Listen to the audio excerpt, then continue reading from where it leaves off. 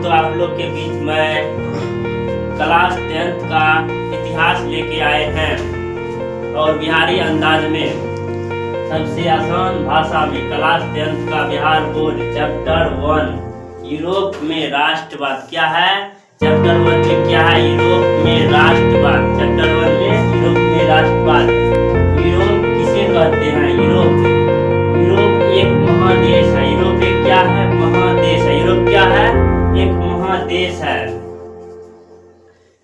Europe महादेश में Italy, Germany, Australia, प्रशासन, रूस, ब्रिटेन, यूनान, पोलैंड, बोहेमिया आदि देशों आते हैं।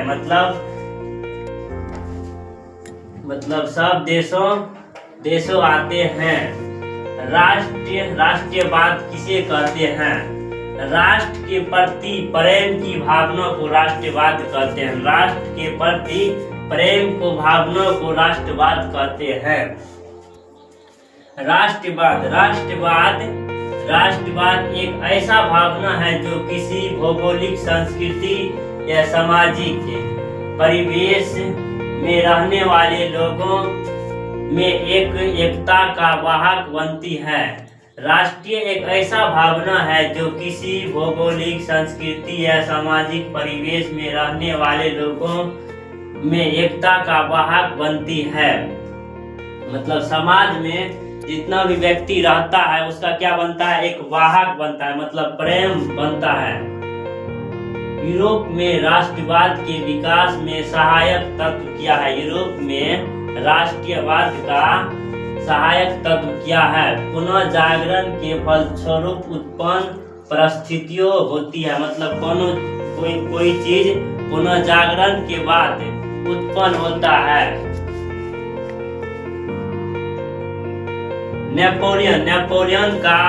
नेपोलियन का सैनिक अभियान। मतलब नेपोलियन क्या चलाया? एगो सैनिक अभियान चलाया। क्या चलाया? नेपोलियन एक सैनिक अभियान चलाया। मेटरनिक की प्रतिक्रियावादी नीति है। मेटरनिक की क्या है? प्रतिक्रियावादी नीति है। नेपोलियन का सैनिक अभियान है। 1789 की फ्रांसीसी के कारण क्या थी? मतलब 1789 की फ्रांसीसी की कारण क्या है?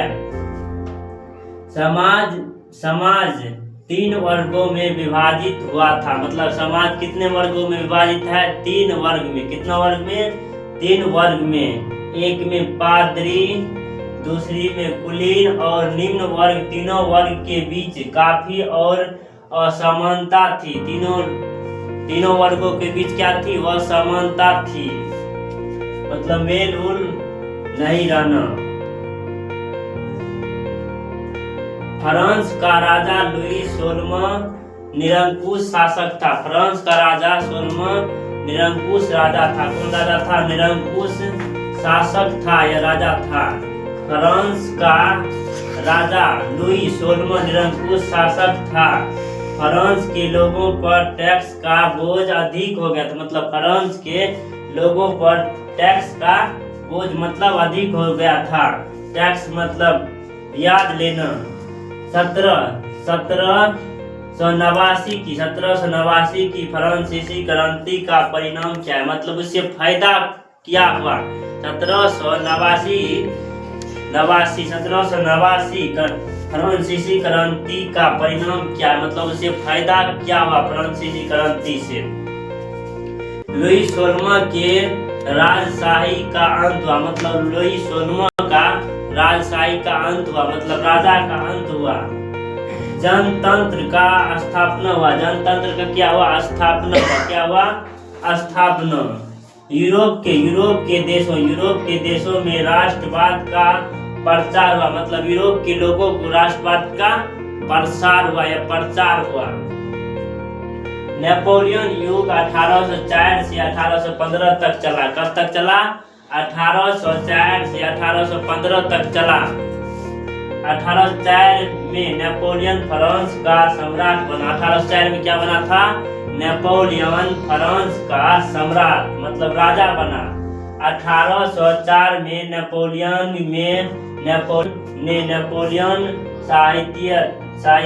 साहित्यता लागू किया। 1815 से नेपोलियन वाटरलू के युद्ध में हार गया, मतलब वाटरलू के युद्ध में क्या हुआ, हार गया। अच्छे रिजल्ट लेने के लिए बातों से नहीं रातों से लड़ना पड़ता है। अच्छे रिजल्ट लेने के लिए बातों से नहीं रातों से लड़ना पड़ता है। अगर आप लोग को क्लास अच्छा लगा है तो लाइक, सब्सक्राइब और कमेंट करना न भूले। धन्यवाद। अच्छे रिजल्ट लेने के लिए बातों से नहीं रातों से लड़ना पड़ता है। अच्छे रिजल्ट लेने के लिए बातों से नहीं रातों से लड़ना पड़ता है। अगर आप लोग को क्लास अच्छा लगा है तो लाइक, सब्सक्राइब और कमेंट करना न भूले। धन्यवाद।